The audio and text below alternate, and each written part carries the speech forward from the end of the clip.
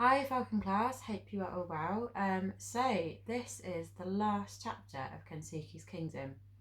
I hope you've enjoyed it. Please let us know if you've enjoyed it by writing any comments below when we post this on JoJo.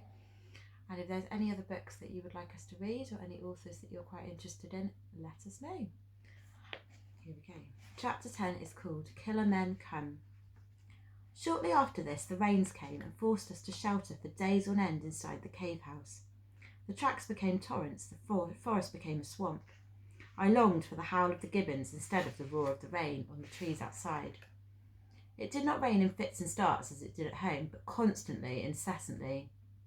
I worried over our beacon that was becoming more saturated now with every passing day. Would it ever dry out? Would this rain ever stop? But Kensuke was stoical about it all. It stopped when it stopped, Mika-san, he told me. You cannot make rain stop by wanting it to stop. Besides, rain very good thing. Keep fruit growing, keep stream flowing, keep monkeys alive. You also, me also. I did make a dash up to the hilltop each morning with the binoculars, but I don't know why I bothered. Sometimes it was raining so hard I could hardly see the sea at all. Occasionally we sallied out into the forest to gather enough fruit to keep us going. There were berries growing in abundance now, which Kensuke insisted on gathering. He didn't seem to mind getting soaked to the skin as much as I did. We ate some, but most he turned into vinegar. The rest he bottled in honey and water. For rainy day, yes? He laughed. He loved experimenting with the new expressions he had picked up. We ate a lot of smoked fish. He always seemed to have enough in reserve. It made me very thirsty, but I never tired of it. I remember the rainy season more for the painting we did than for anything else.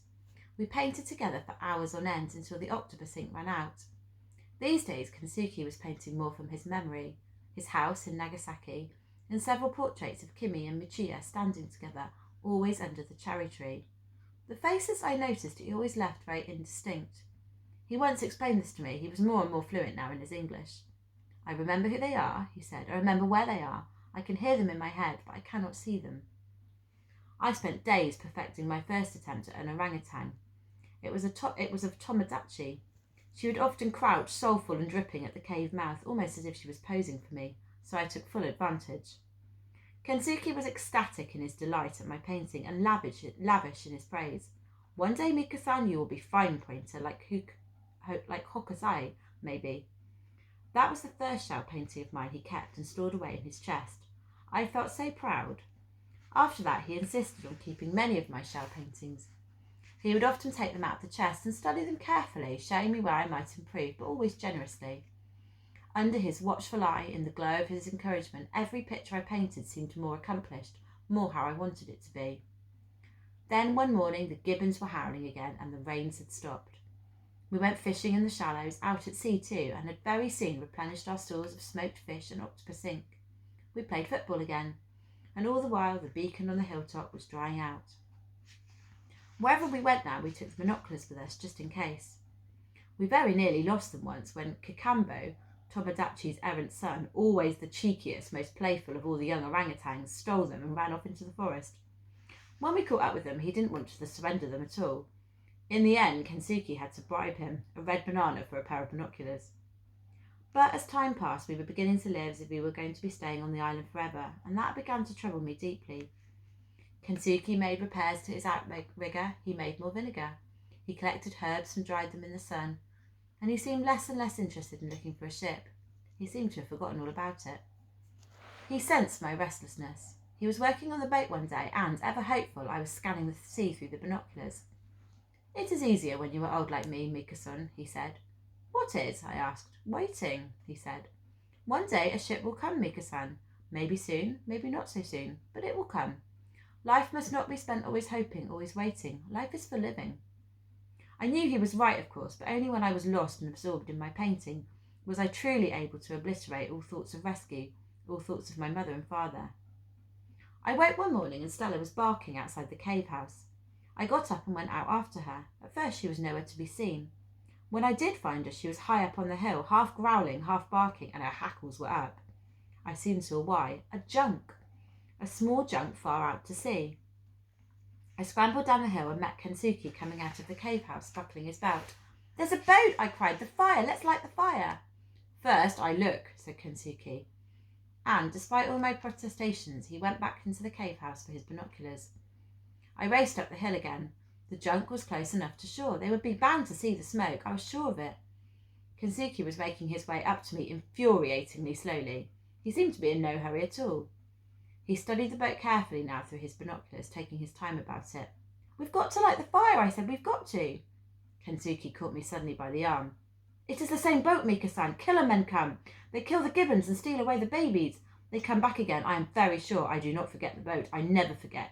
They very wicked people. We must go quick. We must find all orangutans. We must bring them into the cave. They be safe there." It did not take him long to gather them in. As we walked into the forest, Kensuke simply began to sing. They materialised out of nowhere, in twos, in threes, until we had 15 of them. 4 were still missing. We went deeper and deeper into the forest to find them, Kensuke singing all the while. Then 3 more came crashing through the trees. Tomodachi amongst them. Only 1 was still missing, Kakambo. Standing there in a clearing in the forest, surrounded by the orangutans, Kensuke sang for Kakambo again and again, but he did not come. Then we heard a motor start out somewhere out at sea, an outboard motor. Kensuke sang out again, louder now, more urgently. We listened for Kakambo. We looked for him. We called for him. "We cannot wait any longer," said Kensuke at last. "I go in front, Mika-san, you behind. Bring last ones with you. Quick now." And off he went up the track, leading one of the orangutans by the hand and still singing. As we followed, I remember thinking that this was just like the Pied Piper leading the children away into a cave in the mountainside. I had my work cut out at the back. Some of the younger orangutans were far more interested in playing hide and seek than following. In the end, I had to scoop 2 of them up and carry them, 1 in the crook of each arm. They were a great deal heavier than they looked. I kept glancing back over my shoulder for Kakambo and calling for him, but he still did not come. The outboard motor died. I heard voices, loud voices, men's voices, laughter. I was running now, the orangutans clinging round my neck. The forest hooted and howled in alarm all around me. As I reached the cave, I heard the first shots ring out. Every bird, every bat in the forest lifted off so that the screeching sky was black with them. We gathered the orangutans together at the back of the cave and huddled there in the darkness with them as the shooting went on and on. Of all of them, Tomodachi was the most agitated, but they all needed constant comfort and reassurance for Kensuke. All through this dreadful nightmare, Kensuke sang to them softly. The hunters were nearer, ever nearer, shooting and shouting. I closed my eyes, I prayed. The orangutans whimpered aloud, as if they were singing along with Kensuke. All this while, Stella lay at my feet, a permanent growl in her throat. I held on to the ruff of her neck just in case. The young orangutans burrowed their heads into me wherever they could, under my arms, under my knees, and clung on. The shots cracked so close now, splitting the air and echoing round the cave. There were distant yells of triumph. I knew only too well what this must mean. After that, the hunt moved away. We could hear no more voices, just the occasional shot, and then nothing. The forest had fallen silent. We stayed where we were for hours. I wanted to venture out to see if they had gone, but Kensuke would not let me. He sang all the time, and the orangutans stayed huddled around us, until we heard the sound of the outboard motor starting up. Even then, Kensuke still made me wait a while longer. When at last we did emerge, the junk was already well out to sea. We searched the island for Kakambo, sang for him, called for him, but there was no sign of him. Kensuke was in deep despair. He was inconsolable. He went off on his own, and I let him go. I came across him shortly after, kneeling over the bodies of 2 dead gibbons, both mothers. He was not crying, but he had been. His eyes were filled with hurt and bewilderment. We dug away a hole in the soft earth on the edge of the forest and buried them. There were no words in me left to speak, and Kensuke had no songs left to sing. We were making our sorrowful way back home along the beach when it happened. Kakambo ambushed us. He came charging out of the trees, scattering sand at us, and then climbed up Kensuke's leg and wrapped himself round his neck. It was such a good moment, a great moment. That night, Kensuke and I sang 10 Green Bottles over and over again, very loudly over our fish soup. It was, I suppose, a sort of wake for the 2 dead gibbons, as well as an ode to joy for Kakambo. The forest outside seemed to echo our singing. But in the weeks that followed, I could see that Kensuke was brooding on the terrible events of that day. He set about making a cage of stout bamboo at the back of the cave to house the orangutans more securely in case the killer men ever returned. He kept going over and over it how he should have done this before, how he would never have forgiven himself if Kakambo had been taken, how he wished the gibbons would come when he sang so he could save them too. We cut down branches and brush from the forest and stacked them outside the cave mouth so that they could be pulled across to disguise the entrance to the cave house. He became very nervous, very anxious, sending me often to the hilltop with the binoculars to see if the junk had returned. But as time went by, as the immediate threat receded, he became more his own self again. Even so, I felt he was always wary, always slightly on edge. Because he was keeping so many of my paintings now, we found we were running out of good painting shells.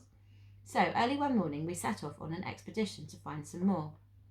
We scoured the beach, heads down side by side, just a few feet apart. There was always an element of competition with our shell collecting. Who would find the first, the biggest, the most perfect? We had not been at it long, and neither of us had found a single shell when I became aware that he'd stopped walking. "Mika-san," he breathed, and he was pointing out to sea with his stick. There was something out there, something white, but too defined, too shaped to be a cloud. We had left the binoculars behind. With Stella yapping at me all the way, I raced back along the beach and up to the track of the cave house, grabbed the binoculars, and made for the top of the hill.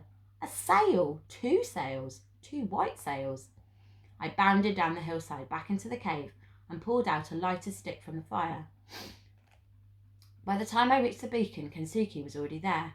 He took the binoculars from me and looked for himself. "Can I light it?" I asked. "Can I?" "All right, Mika-san, all right," he said, "all right." I thrusted the lighted stick deep into the beacon, in amongst the dry leaves and twigs at its core. It lit almost instantly, and very soon flames were roaring up into the wood, licking out at us as the wind took them. We backed away at the sudden heat of it. I was disappointed there were so many flames. I wanted smoke, not flames. I wanted towering clouds of smoke. "Do not worry, Mika-san," Kensuke said. "They see you for sure. You see." We took turns with the binoculars. Still, the yacht had not turned. They had not seen it. The smoke was beginning to billow up into the sky. Desperately, I threw more and more wood onto the fire until it was a roaring inferno of flame and dense smoke. I'd thrown on almost the very last of the wood we had collected when Kensuke said suddenly, "Mika-san, it is coming. I think the boat is coming." He handed me the binoculars. The yacht was turning. It was very definitely turning, but I couldn't make out whether it was towards us or away from us. "I don't know," I said. "I'm not sure." He took the binoculars off me. "I tell you, Mika-san, it come this way. They see us, I'm very sure. It come to our island." Moments later, as the wind filled the sails, I knew he was right. We hugged each other there on the hilltop beside the blazing beacon. I leaped up and down like a wild thing, and Stella went mad with me. Every time I looked through the binoculars now, the yacht was coming in closer. "She's a big yacht," I said. "I can't see her flag, dark blue hull like the Peggy Sue." Only then, as I said it out loud, did I begin to hope that it could possibly be her. Gradually, hope turned to belief, and belief to certainty. I saw a blue cap, my mother's cap. It was them, it was them. "Kensuke!" I cried, still looking through the binoculars. "Kensuke, it's the Peggy Sue. It is. They've come back for me. They've come back." But Kensuke did not reply. When I looked round, I discovered he was not there. I found him sitting at the mouth of the cave house with my football in his lap. He looked up at me, and I knew already from the look in his eyes what he was going to tell me. He stood up, put his hands on my shoulders, and looked me deep in the eye. "You listen to me very good now, Mika-san," he said. "I am too old for that new world you tell me about. It is a very exciting world, but it is not my world. My world was Japan long time ago, and now my world is here. I think about it for a long time. If Kimi is alive, if Michiya is alive, then they think I am dead long time ago. I would be like a ghost coming home. I am not same person. They not same either. And beside, I have family here, orangutan family. Maybe killer men come again. Who look after them then? No, I stay on my island. This is my place. This Kensuke's kingdom. Emperor must stay in his kingdom, look after his people. Emperor does not run away, not honourable thing to do." I could see there was no point in pleading or arguing or protesting. He put his forehead against mine and let me cry. "You go now," he went on, "but before you go, you promise 3 things. First, you paint every day of your life, so one day you be great artist like Hokusei. Second, you think of me sometime, often maybe, when you are home in England. When you look up at full moon, you think of me, and I do same for you. That way we never forget each other. Last thing, you promise, and very important for me. Very important, you say nothing of this, nothing of me. You come here alone, you alone in this place, you understand? I not here. After 10 years, you say what you like. All that left of me then is bones, it don't matter any more then. I want no one come looking for me. I stay here, I live life in peace. No people. People come, no peace. You understand? You keep secret from me, Mika, you promise? I promise, I said. He smiled and gave me my football. You take football. You very good at football, but you much better painter. You go now. And with his arm around my shoulder, he took me outside. You go, he said. I walked away only a little way and turned round. He was still standing at the mouth of the cave. You go now, please, and he bowed to me. I bowed back. Sayonara, Mika-san, he said. It has been honour to know you. Great honour of my life. I hadn't the voice to reply. Blinded with tears, I ran off down the track. Stella didn't come at once, but by the time I reached the edge of the forest, she had caught up with me. She raced out onto the beach, barking at the Peggy Sue, but I stayed where I was, hidden in the shadow of the trees, and cried out all of my tears. I watched the Peggy Sue come sailing in. It was indeed my mother and my father on board. They had seen Stella by now and were calling to her. She was barking her silly head off. I saw the anchor go down. Goodbye, Kensuke, I whispered. I took a deep breath and ran out onto the sand, waving and yelling. I splashed out into the shallows to meet them. My mother just cried and hugged me till I thought I'd break. She kept saying over and over again, Didn't I tell you we'd find him? Didn't I tell you? The first words my father said were, Hello, monkey face. For almost a year, my mother and father had searched for me. No one would help them, for no one would believe I could still be alive. Not a chance in a million, they said. My father, too, he later admitted, had given me up for dead, but never my mother. So far as she was concerned, I was alive. I had to be alive. She simply knew in her heart. So they sailed from island to island, searching on until they found me. Not a miracle, just faith. And there's a postscript, which I'm going to read as well. 4 years after this book was first published, I received this letter. Dear Michael, I wrote to tell you in my bad English that my name is Michiya Ogawa. I am the son of Dr. Kensuke Ogawa. Until I read your book, I thought my father had died in the war. My mother died only 3 years ago, still believing this. As you say in your book, we lived in Nagasaki, but we were very lucky. Before the bomb fell, we went into the countryside to see my grandmother for a few days, so we lived. I have no memories of my father, only some photographs in your book. It would be a pleasure to talk to someone who knew my father as you did. Maybe one day we could meet. I hope so. With my best wishes, Michiya Ogawa. A month after receiving this letter, I went to Japan and I met Michiya. He laughs just like his father did. And that's the end of the story. I hope you've enjoyed reading this. As you can see, it's Kensuke's Kingdom by Michael Morpurgo, if you wanted to read it again for yourself. And if you enjoyed it, I would definitely recommend other books by Michael Morpurgo because they are also really fantastic. Thank you, Falcon Class. Bye-bye.